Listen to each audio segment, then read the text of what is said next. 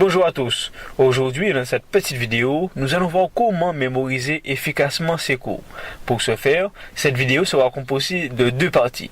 Une première partie avec les différents types de mémoire, pour connaître le cheminement d'une information stockée de manière illimitée, et deuxième partie avec les moyens d'accéder à cette capacité de mémorisation illimitée.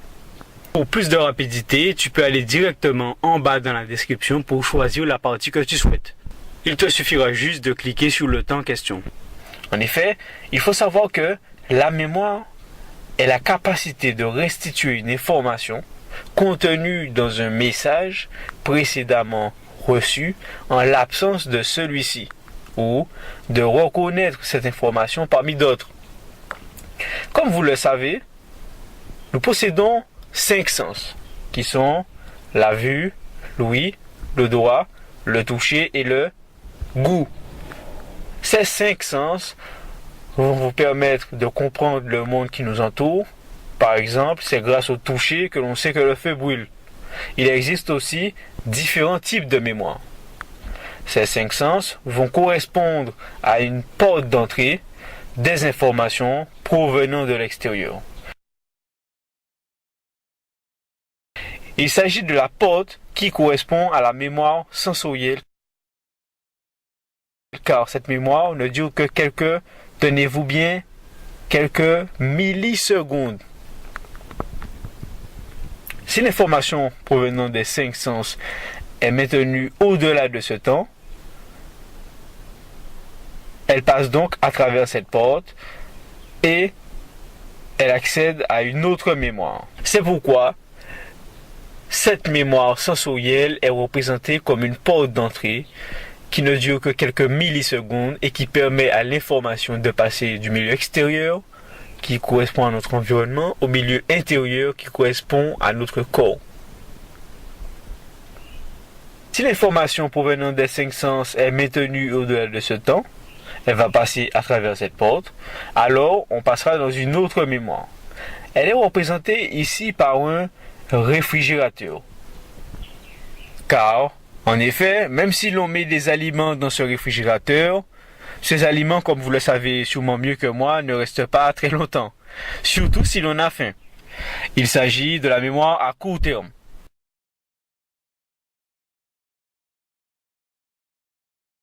Alors, comme son nom l'indique, c'est du court terme, c'est-à-dire que l'information ne restera pas longtemps. La durée de stockage de l'information est inférieure à 90 secondes.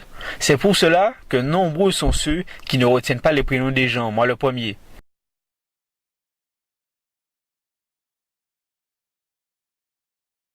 Cette mémoire à court terme a des capacités qui sont limitées.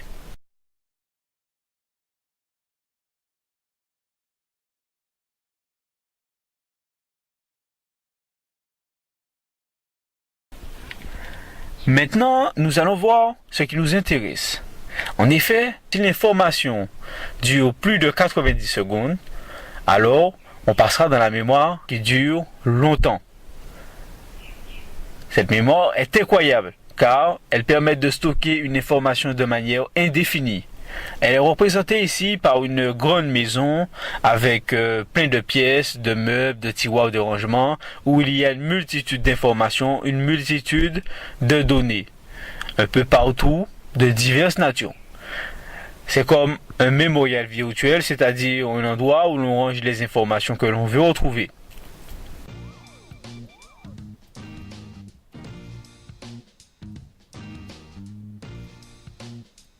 En effet, il s'agit de la mémoire à long terme. Cette mémoire est incroyable. Si l'information est maintenue au-delà de 90 secondes, elle est stockée dans cette mémoire. La mémoire à long terme a des capacités illimitées. Mais alors, pourquoi, selon toi, si l'on révise plus d'une heure la même leçon, tu l'oublies le jour de l'évaluation? Si tu as une idée, tu peux la mettre en commentaire.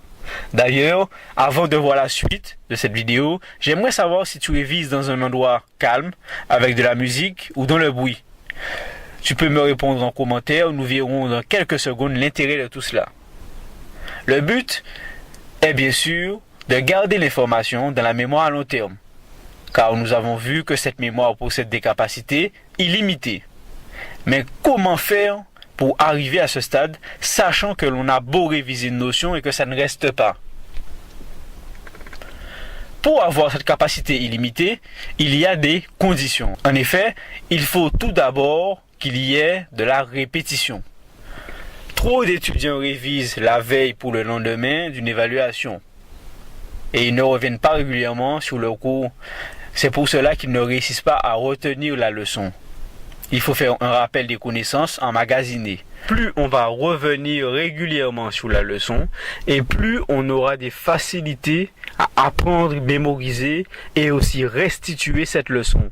C'est pourquoi la répétition joue un rôle majeur. En effet, nous avons vu que si l'information dure plus de 90 secondes, elle sera stockée dans la mémoire à long terme. En effet, pour qu'elle soit stockée, il faut répéter. Néanmoins, c'est clair que l'on peut oublier, comme tout le monde, c'est normal. Mais il faut revenir sur cette leçon pour rafraîchir sa mémoire. C'est comme un sentier.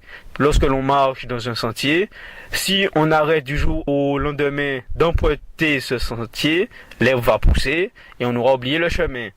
Et bien c'est pour cela qu'il faut continuer régulièrement à l'emprunter pour que l'herbe n'y pousse plus et que l'on puisse voir clairement le chemin.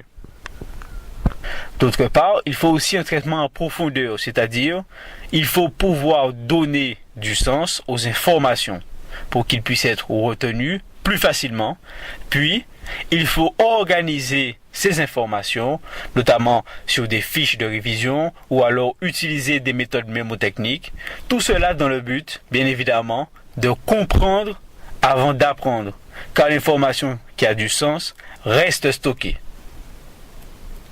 D'autres facteurs peuvent influencer cette mémoire à long terme et donc la capacité de mémorisation illimitée.